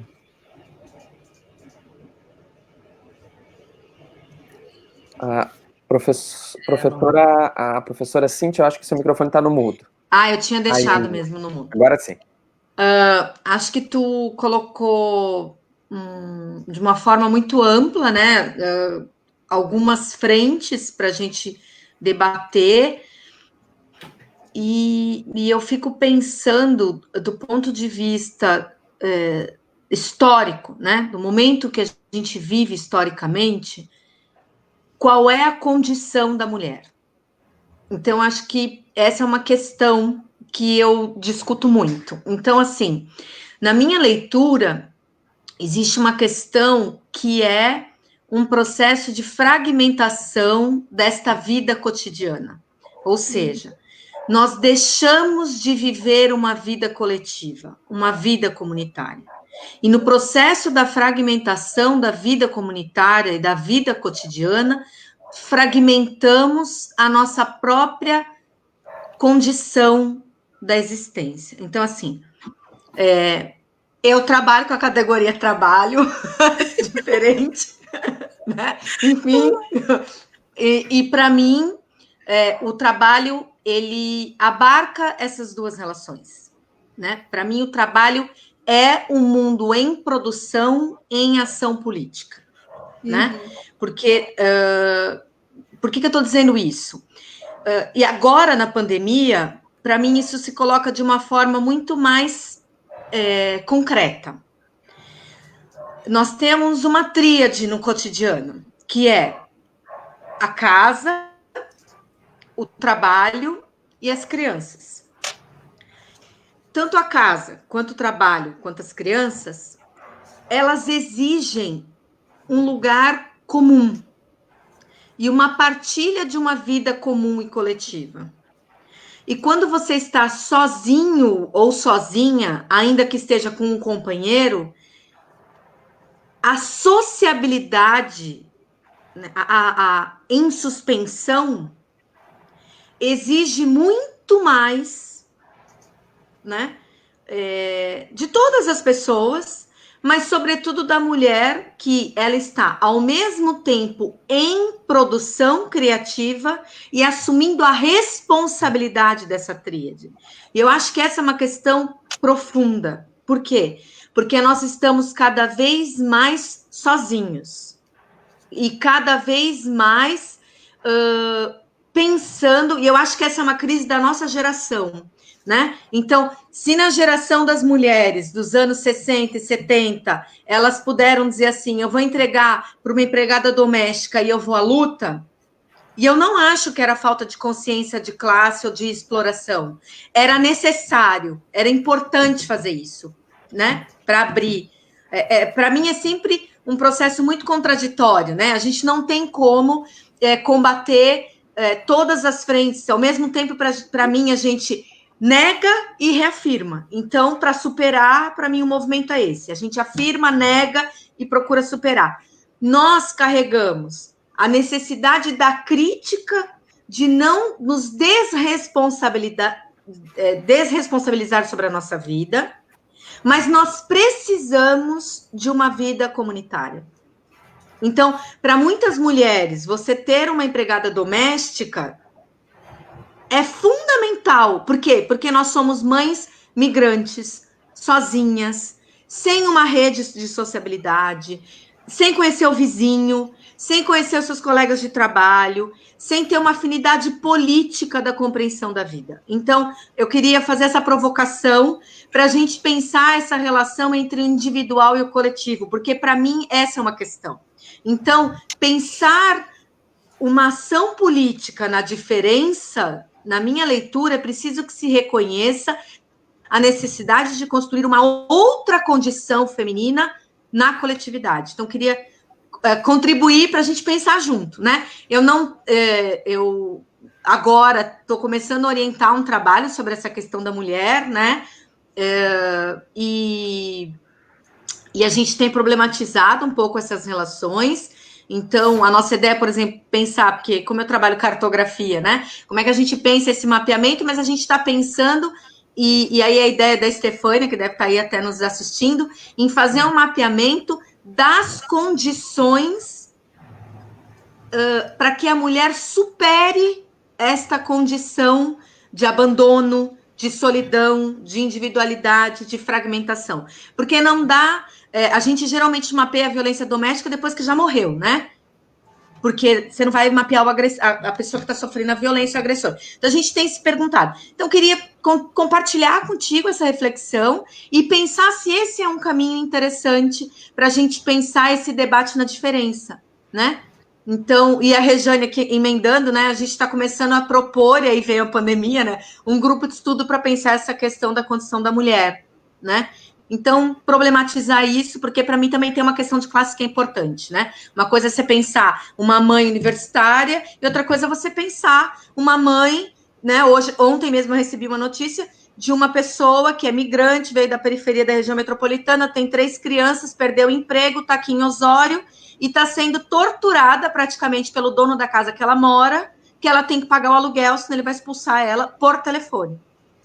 E ela não sabe o que fazer. Desesperada. Então, assim, não tem como negar essa questão. Então, enfim, para a gente trazer essas reflexões e pensar junto nisso. É engraçado, né? É porque, assim, essa coisa esse lugar do trabalho doméstico, da empregada doméstica, do serviço doméstico. Tem um livro muito legal que é Mucamas Ensobrados. Foi, acho que, uma pesquisa de doutorado lá da USP, né? Bem bacana. O livro vai fazendo todo o mapeamento de como não é a questão do trabalho em si, mas é o lugar que esse trabalho desempenha e como ele é colocado, valorizado, remunerado dentro da sociedade. Ele ainda é um reflexo, né? Assim, um retrato histórico das nossas relações, né, de escravidão ainda, né? Dessa relação do favor, dessa questão da humilhação, inclusive, da serviçal, né? Então, essa coisa da outra pessoa limpar a sua sujeira, na nossa cultura, a gente tem complicadores históricos, né? Porque é interessante fazer essa comparação, por exemplo, com outros países, no qual as pessoas, elas se responsabilizam pela própria limpeza desse privado. Claro que a construção do privado fora é aquela coisa, privado é meu, ninguém mexe, eu quero mandar, eu quero organizar e tal, e a gente tem um privado muito perverso, e é difícil qualificar esse lugar do serviço doméstico se a gente tem essa moralidade que prende, que explora e que realmente olha para essa serviçal como, né, como serviçal. Porque o que mais me chocou, por exemplo, foi a primeira, a segunda morte, né, que a patroa trouxe o vírus de fora. A primeira. Até vou dar uma dica aqui, assista uma reportagem da Agência Pública no YouTube, que é fantástica. Eles investigam essa primeira morte. Exato, e o quanto isso é uma fotografia daquilo que a gente é, entende? E da forma como a gente lida com as pessoas, ou esse nosso lugar de relação doméstica é muito perverso. Eu acho que pensar nessa morte, eu acho que ela é muito emblemática. Claro, é engraçado, né? A gente precisa se libertar para poder agir, né? É difícil isso, porque às vezes eu vou depender da força de trabalho da outra pessoa para poder estar no mundo acadêmico, né? Então, a gente tem esses conflitos e contradições. Mas só uma coisa para eu não ficar falando aqui sozinha, né? Mas a Arendt, ela é difícil para o nosso contexto latino-americano, assim, né? Porque ela tem uma outra visão do trabalho, né? Não, é justamente ali que tem a crítica marxista. Resumindo, ela não consegue ver justamente essa ideia da libertação política, da liberdade política, não da libertação. Libertação até pode ter, mas a liberdade política acontecendo no trabalho. Porque o trabalho, para ela, tem uma relação do fazer. Não é que ele é ruim, não é isso. Ele faz parte da condição humana. Eu preciso do trabalho para construir, para solidificar, para organizar o meu mundo, para fazer a produção da vida. Eu preciso desse trabalho. E esse trabalho diz respeito aos meus talentos, à minha identidade, só que para ela não tem como estabelecer uma relação política no trabalho, porque ela entende política justamente como esse espaço de compartilhar biografias, né? Eu preciso estar num espaço falando, conversando, apresentando, ocupando realmente esse espaço, sem ter nenhuma relação de dependência com outra pessoa. E aí o trabalho sempre nos coloca em posições hierárquicas, né? Claro, talvez se a gente fizesse outras formas de trabalho que não o nosso sistema atual, né? Pode ser, né? Cooperativas, por exemplo, acho que aí dá para pensar política, né? Mas para a área, nesse jeito de trabalho que a gente tem, né? Sempre tem uma relação hierárquica e muitas vezes eu vou me calar porque eu dependo desse trabalho, então eu vou ter que concordar, eu vou ter que desfazer-se de mim mesma para poder trabalhar. Vou ter que compactuar com coisas que eu não concordo para poder trabalhar, porque eu preciso desse trabalho para sobreviver. Então, ela vai pensar muito nesse trabalho porque ela está pensando justamente no Arbeit macht frei, né, no campo de concentração que explora, que reduz o ser humano à sua força de trabalho. Então, o contexto de reflexão de trabalho dela é bem diferente do nosso, né? Mas eu acho que é bacana contrapor, porque a gente tem essa herança marxista que acredita muito no trabalho. E às vezes eu fico pensando, mas será que a gente consegue se libertar dessas condições históricas da atividade do trabalho e realmente ter um espaço de liberdade dentro desse trabalho? Não dá para dizer que não, que sim, não dá para ser categórico, mas eu gosto de repensar não tão romanticamente a relação de trabalho. E eu acho que, nesse sentido, assim, pensar o trabalho doméstico, a gente sempre escuta esses relatos de humilhação das pessoas que trabalham com isso, como se isso fosse parte do pacote, de tu aceitar se submeter àquilo porque tu precisa daquilo, né? E aí, realmente, para as mulheres é mais difícil, né? Eu não quero dar nenhuma resposta, mas eu só queria realmente, né? Acho que talvez não seguir nessa herança romântica do trabalho, mas entender que ele faz parte da nossa condição humana, mas, porém, não é talvez ali que a gente consiga, de fato, exercer a liberdade. Porque, vindo aqui no sentido arendtiano, a liberdade ela é possível realmente nesse compartilhamento e se entender diverso, se entender plural, compartilhar as histórias, poder ter um espaço realmente, ocupar um espaço de fala e de ação. E embora isso pareça muito teórico, né, mas é bacana, eu vi isso muito presente aqui em São Leopoldo, quando teve a experiência das promotoras legais populares, né, porque eram mulheres de periferia que a gente fazia esses cursos de capacitação, né, das questões jurídicas, de como se articular, de como implementar os direitos humanos no seu território, né, e aí era engraçado porque a mobilização, a ação, a busca para conhecer os mecanismos jurídicos partia dessas mulheres, do seu lugar, né, do seu bairro, e elas, né, pegavam aquele conhecimento jurídico para justamente fazer valer os seus direitos e acessar esses direitos a partir do seu lugar.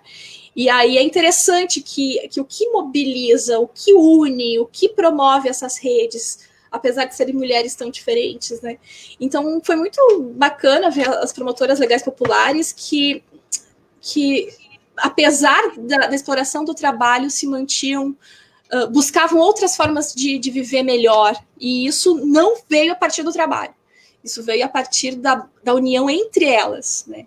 Só que, claro, a gente pode achar vários jeitos, não existe fórmula para a gente construir vida política em Arendt, né? Mas eu acho que é só provocativo, assim, de pensar que, enquanto mulheres, a gente tem que perceber o quanto que posições, às vezes, de hierarquia, a gente depende financeiramente, a gente depende daquele trabalho para poder sobreviver. E aí, quando a gente está nesse nível da sobrevivência, a gente precisa sair dessas estruturas e buscar, né, se movimentar, ir ao encontro de outras mulheres para que a gente possa, né, construir realmente redes, porque senão a gente sempre vai ficar subalterna às estruturas como elas estão aí, né? Então, romper com essas estruturas é um exercício de formiguinha e de romper devagarzinho, às vezes indo fora dele e ao mesmo tempo nele, por isso que a gente se torna tão contraditório e contraditória, né? Então, só para largar a ideia. Largar a ideia aí.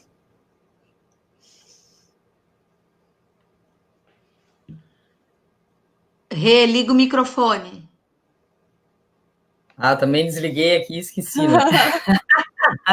Faz parte. Primeiro, quero parabenizar a Kathleen, né?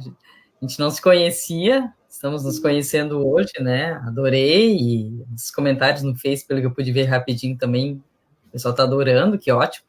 Tem bastante gente dos cursos EAD, tanto da URGS, aqui, Litoral, quanto da Unipampa, tem bastante gente aí, então, de todo o estado aí que estão prestigiando e tal, isso é muito legal, né? E é muito gostoso, né, ouvir uma colega filósofa, né, que, eu prefiro eu me chamo, né, de aprendiz de filosofia, né, mas prefiro, assim, né, mas isso também faz parte, né, então tem a ver com o que tu estás comentando, né, então também é um terreno, né, um campo bem difícil, misógino, né, no sentido de que há uma certa desconfiança, né, talvez não exatamente um ódio em relação à mulher que faz filosofia, mas uma certa desconfiança de que ela é capaz, né, então eu até comentei, assim, nos primeiros dias de aula aí que a gente teve no início do semestre, que de certa forma eu sofri um certo, não a misoginia, alguma coisa assim, né, e que, certa feita, não vou dar detalhes, que alguns podem identificar, já faz um tempo isso, e que hoje, talvez eu não deixaria assim, né, mas a pessoa, do jeito que ela colocou, né, como se ela estivesse desconfiando, né, da minha capacidade e tal, de fazer filosofia e tal, então isso é uma coisa, assim, que, e daí eu faço um gancho com o que tu começaste a falar, nessa questão do privado também. E como a Cíntia diz muito, fala muito, né, que tanto o racismo quanto o machismo, enfim, essas várias formas de preconceito, elas são estruturais. Então, muitas vezes, a gente não se dá conta. Então, nós, na filosofia, eu não sofri nenhum assédio moral, sexual, enfim, mas aquela coisa da piadinha, do não sei o quê, né, são coisas assim que a gente ouve e muitas vezes vai deixando e tudo bem, e não problematiza, pelo menos, estou falando de mim, né, da minha parte.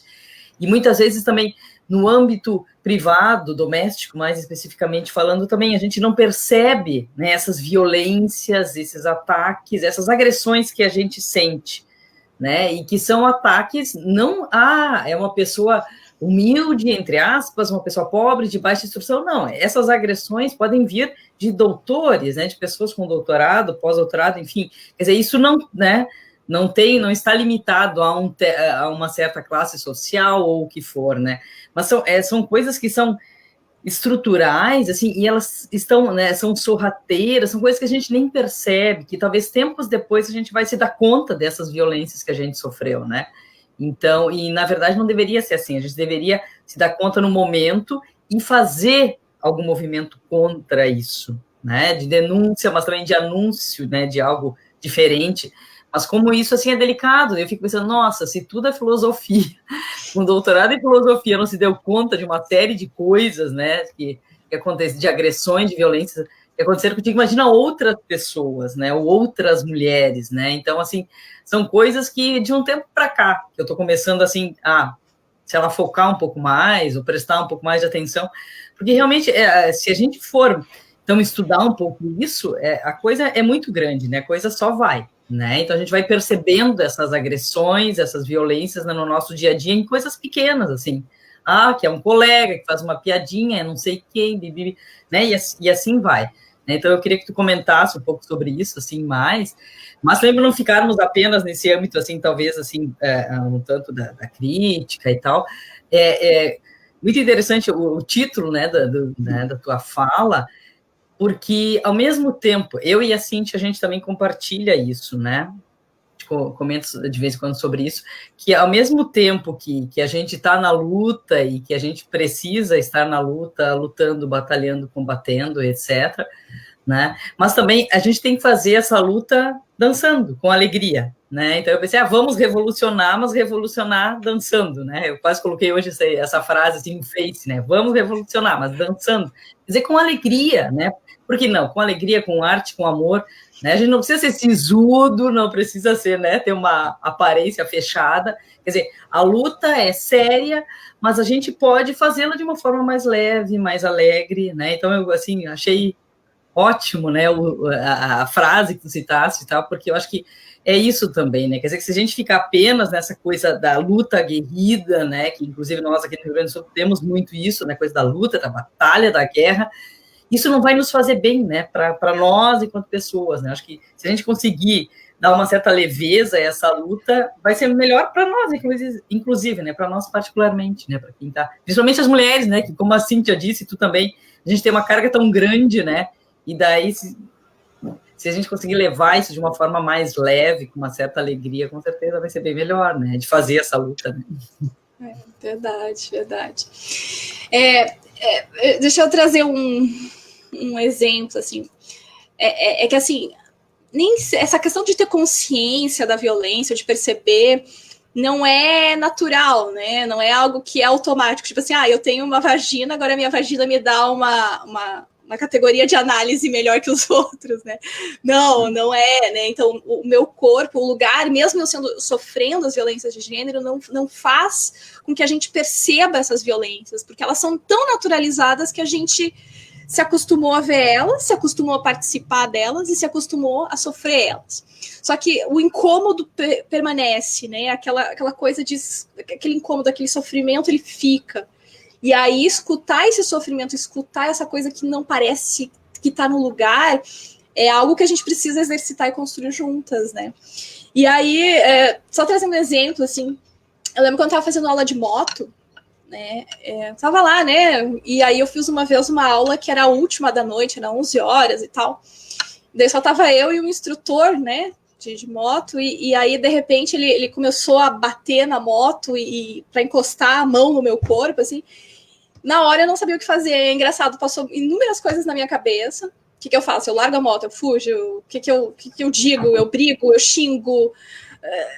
Daí aquela sensação de paralisia. É engraçado, né, que isso também acontece, porque, poxa, né, termino e saio, foi o que eu fiz, mas eu não consegui reagir por mais categorias de análise que a gente possa ter e perceber que é uma violência aquilo.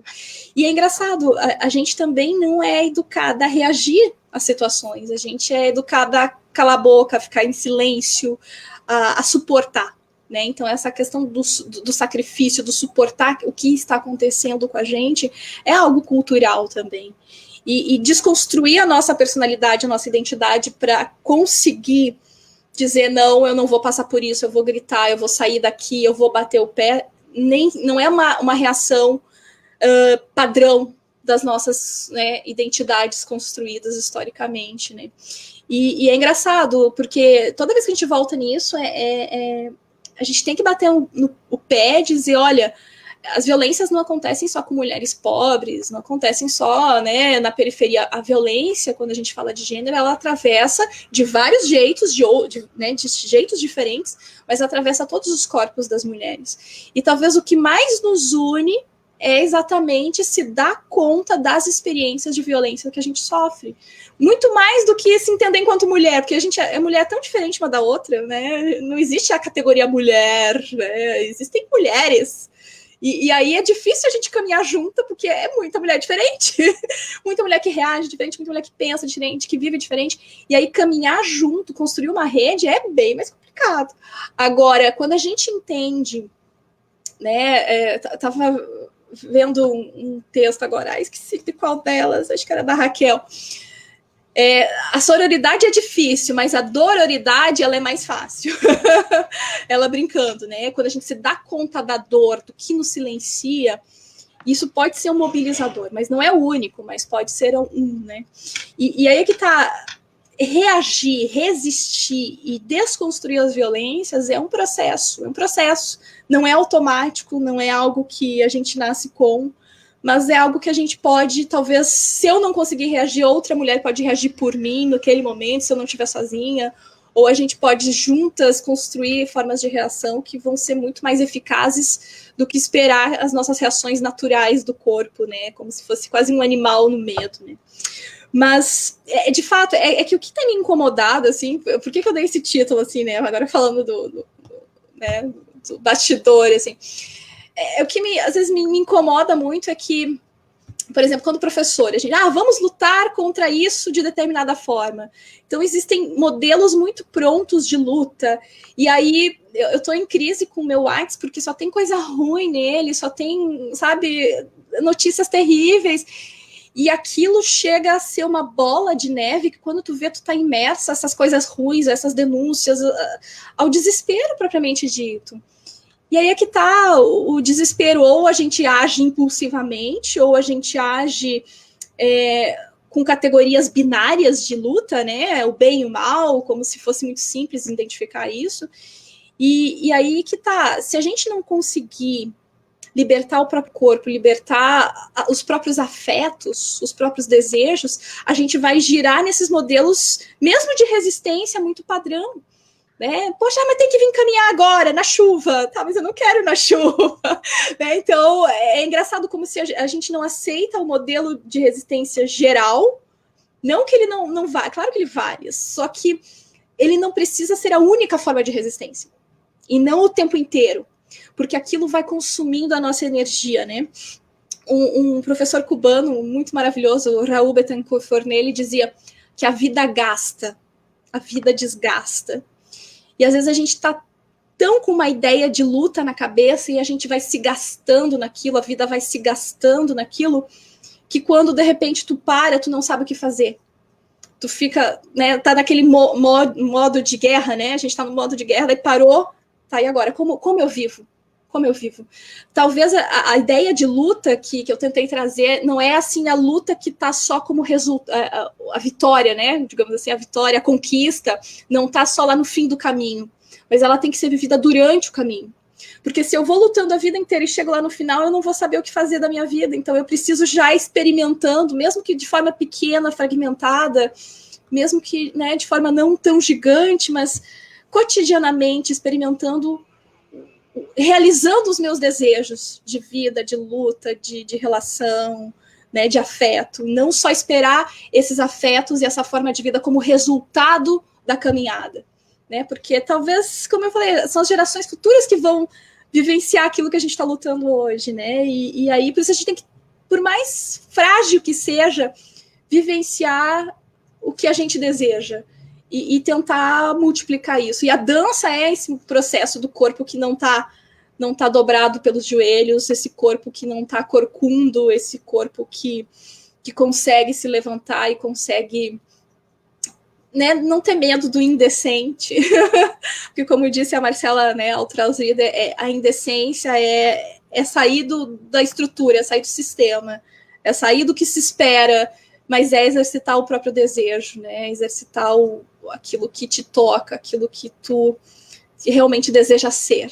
né? Então, acho que é divertido pensar nisso, né? Então, por que não? Por que não dançar? Por que não cantar? Por que não sair daquilo que se espera e já antecipar esses desejos de uma vida melhor, por mais assim distante que isso seja, né? Então essas práticas, essas trocas, dessas experiências, elas são fundamentais, porque senão a gente fica ranzinho, a gente fica amargo, a gente fica, né, de mau humor, ou a gente fica muito triste, né? Que é a tristeza, porque se a gente olha para essas imagens né, das sepulturas, isso não faz bem, isso leva um pouco da gente junto, porque a gente tá morrendo junto, né, porque são brasileiros, são mulheres, são pessoas, tem classe, tem número, né, tem rosto, e aí a gente morre junto, sim, porque se a gente se entende coletivamente, a gente tá ali também um pouquinho, e aí se a gente só morre, não dá, né, a gente precisa também ressuscitar um pouquinho, e aí a dança faz isso, pensar em outros jeitos, né, mesmo que sejam pequenos, mas de exercitar essas lutas de uma forma, né, de não só como objeto teleológico, né, teleologia, mas como algo prático, algo da vivência cotidiana nossa.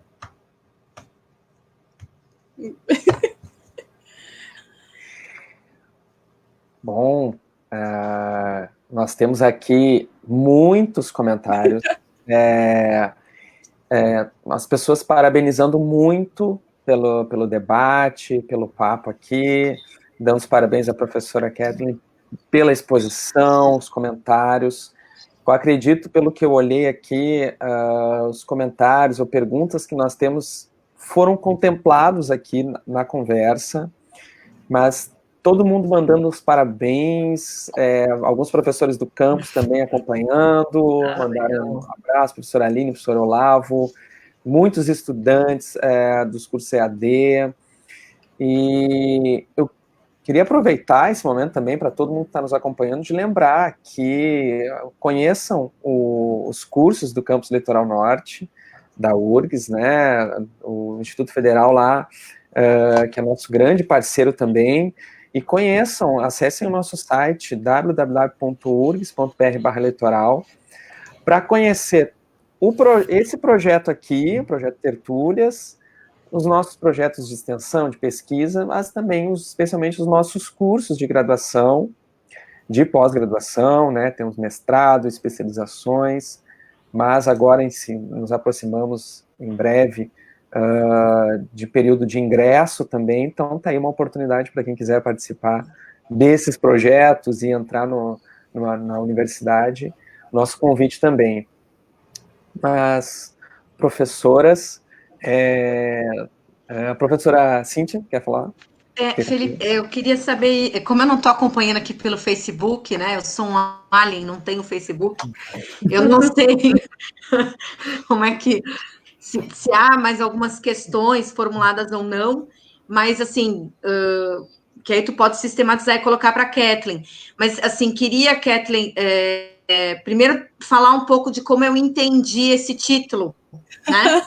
Eu penso num processo emancipatório. Eu acho que o processo emancipatório é fundamental.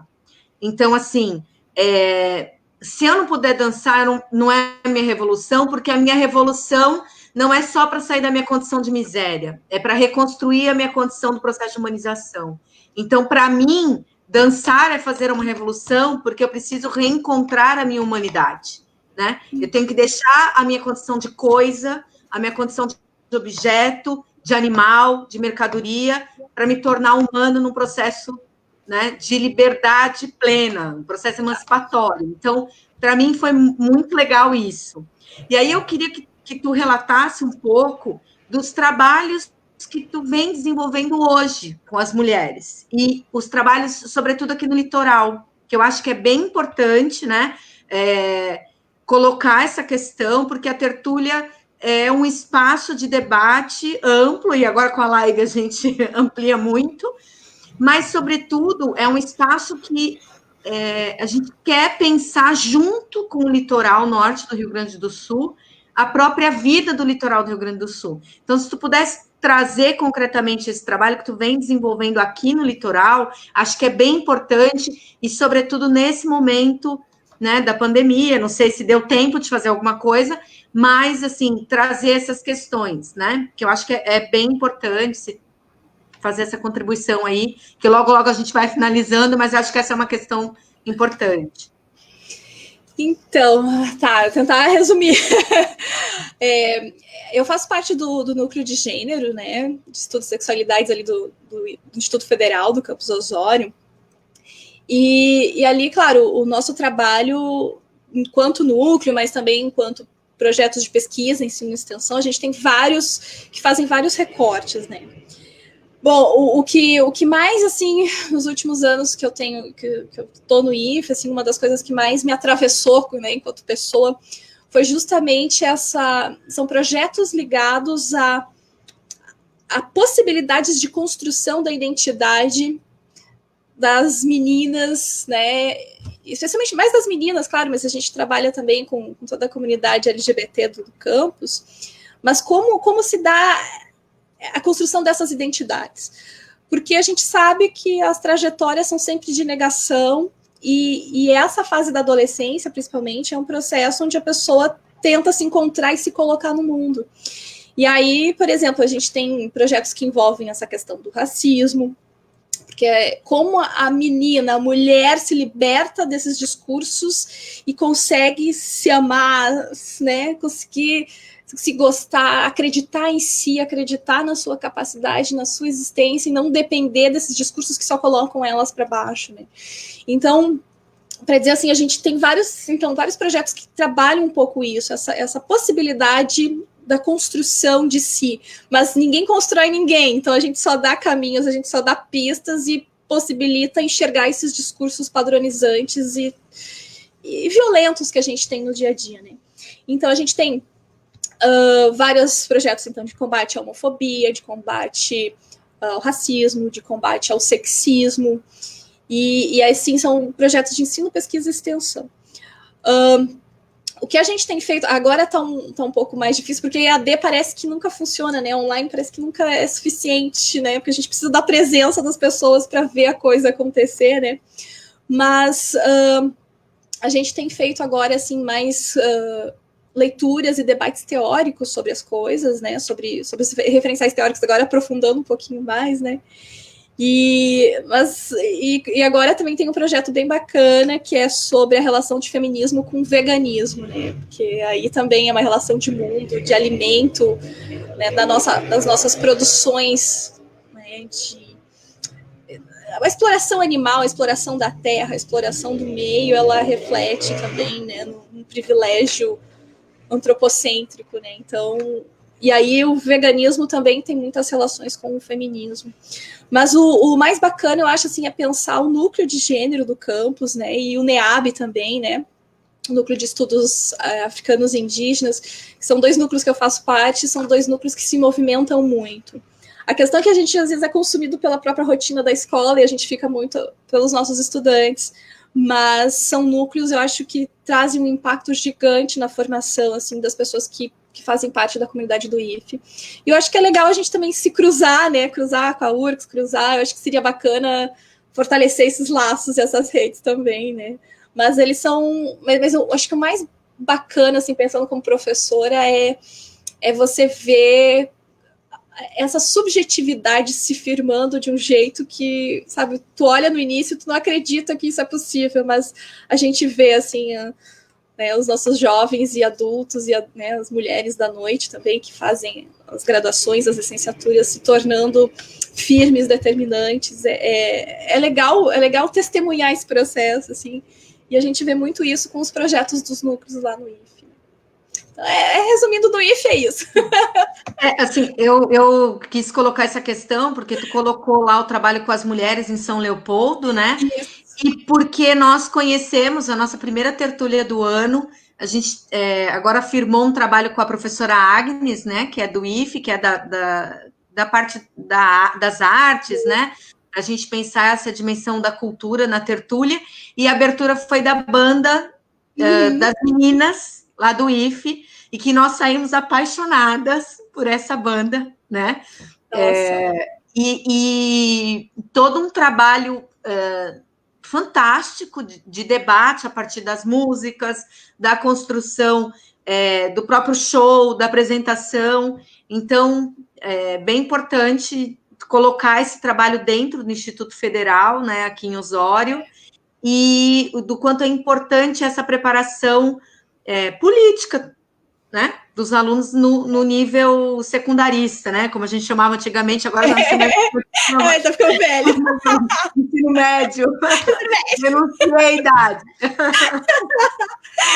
Não, é verdade. A Agnes é um fenômeno, assim, e isso é engraçado também observar aqui, né, porque com a música, ela alcança muito mais do que, às vezes, a gente com projetos, assim, mais teóricos, assim, né, mas é legal que as coisas se encaixam, assim, e lá no IF é um lugar muito especial, assim, porque a gente se sente parte de um crescimento humano, assim, gigantesco, sabe, assim, que em outros espaços de aula que eu estive, assim, não era tão consistente, assim, sabe? E aí é que tá, a gente vê isso e tem vários, assim, os últimos anos de música, do coral, assim, se vocês forem olhar, é uma loucura, assim, que é bacana, porque eu assisto o coral, assim, da Agnes e olho, eu tô no lugar certo, sabe? Assim, dá aquela satisfação, assim, e é muito legal. E que é uma experiência diferente dessa que eu tive aqui em 2009, 2010, 2011, que foi aqui na região metropolitana, aqui, né, São Leopoldo, Porto Alegre, até Dois Irmãos, que a gente trabalhou com agentes de saúde, de educação e de segurança. E a ideia era justamente, foi um trabalho gigantesco de sensibilização acerca da Lei Maria da Penha, e de entender, só de entender que mulher é gente, era só essa a ideia do projeto, porque o atendimento das mulheres em situação de violência doméstica era horrível, porque o policial ia lá, atendia, você de novo, por que não se separa? Ai, sai disso, a culpa é tua, tu gosta de apanhar, ou mesmo na questão da saúde, quando essa mulher agredida chegava na rede de saúde também, tu gosta, tu tá aqui de novo, e a educação nunca era discutido essas coisas, né, então esse trabalho foi muito bonito, assim, muito pesado, muito intenso, e às vezes por isso que eu acho que dá uma sensação também de impotência, porque foi tanto trabalho, tanta realização, tanta discussão, e aquelas coisas que a gente já enfrentava, imagina, faz mais de 10 anos, né, permanecem, né? Então aí a gente vê, poxa, o trabalho é de formiguinha e a coisa não vai só para frente, ela volta. Então entender esses processos doídos, né? Doídos mas fundamental entender que daí a presença do IF possibilita acreditar sempre na transformação, sabe? Olhar para o IF, sabe, me faz sempre ter esperança, dizer assim, as coisas se renovam. Bom, estamos chegando ao nosso final aqui, estamos com quase 2 horas já de tertúlia. Dá até a saudade da gente fazer aqueles encontros presenciais, né? Aquela presença, a gente poder bater o papo olho no olho, mas são tempos de adaptação, então ainda bem que nós podemos, pelo menos, estar conectados pela internet. Temos aqui muitos, como falei antes, né, muitos comentários mandando os parabéns, muitas pessoas dizendo que foi muito bom, que foi ótimo, e comentários sobre as falas, mas acredito que todos foram contemplados aqui durante a conversa, e também fica esse gostinho de quero mais, né? Fica esse gostinho para próximas edições aí, quem sabe, com outros temas, a gente dá sequência nesse nosso comentário. Bom, eu quero agradecer muito, então, a professora Kathleen pela presença, professora Rejane, professora Cíntia, se quiserem dar uma consideração final, agradecendo todo mundo que está nos acompanhando também. Tivemos aí uma média de 80 pessoas nos acompanhando, mas, então, deixo para vocês quiserem fazer uma consideração final, agradecendo a todos. Vou falar aqui rapidamente, né, agradecer a Kathleen, a gente está nesse namoro desde o ano passado, né? Deu certo agora o encontro virtual. Pois é, e eu penso que uma questão que a gente tem discutido muito com a professora Agnes, né, desde o finalzinho do ano também, começo desse ano, que a nossa presença aqui das instituições públicas de ensino superior e do ensino médio, né, do ensino fundamental, enfim, que é bem importante a gente articular a educação como um todo, né, da escola básica, a gente conversa muito com os docentes da escola rural, das escolas de todos os municípios do litoral, né, Tramandaí, Cidreira, Osório, Imbé, enfim, até Palmares, a gente tem aí tentado mobilizar e se aproximar de diferentes instituições da educação pública, e eu penso que essa fala tem que ser colocada muito nesse momento, né, quanto à presença das instituições da educação públicas são importantes nos lugares, né? O quanto a presença do IFE, da URGS, de várias escolas estaduais e de todos os professores que trabalham arduamente nesse processo da educação pública, e para mim a educação é um processo de emancipação sempre, né? E para a gente que trabalha com as lutas, né? Eu trabalho, por exemplo, a questão agrária. Às vezes a gente chega... recentemente agora, lançamento de caderno de conflitos no campo, recentemente nós tivemos 2 assassinatos muito próximos de nós, no campo, um geógrafo no Pará, né, e agora, enfim, bem recentemente, indígenas, enfim, e a gente que trabalha com essa realidade é muito pesado, e quando nós estamos nas instituições de educação, esse processo que é importante, é contraditório, mas é importante, de colocar que a esperança é fundamental para a gente se movimentar, assim como a utopia, né? Então, acho que é bem importante a gente fechar com esse comentário sobre o título, né? Parabenizar pelo título, agradecer por a gente conseguir construir esse espaço nesse momento, né, Kathleen? Parabenizar pelo seu trabalho e colocar aí a todas e a todos que estão aí acompanhando a live, que nós estamos aqui, nesse momento, virtuais, mas que a gente precisa muito se aproximar, estar junto e enfrentar junto todas essas questões que estão sendo colocadas para nós, né? Agradecer a todos que estão acompanhando, ao Felipe aí, que está sempre com a gente aqui, sobretudo nessa mediação, e deixar aí a Kathleen e a Rejane se despedirem, e muito feliz, né, com a tertúlia de hoje. Vai ficar no Facebook, depois a gente coloca na página da Geografia também, e certamente terão muitas visualizações, e acho que são as benesses desse momento também, da gente ampliar essas aproximações, esses entendimentos. Então, agradecer bastante aí. Então, tá, vou deixar a Kathleen por último aí.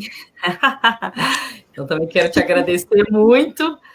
Foram muitas coisas, muito interessantes que tu falaste. Até tinha comentado com a Cíntia, não sei por onde começar, porque é muita coisa, né, para falar. E né, isso é bom que, né, a gente continua o papo e quem sabe parcerias também, né? Então, muito interessante a gente se unir nesse momento, como a Cíntia comentou, né?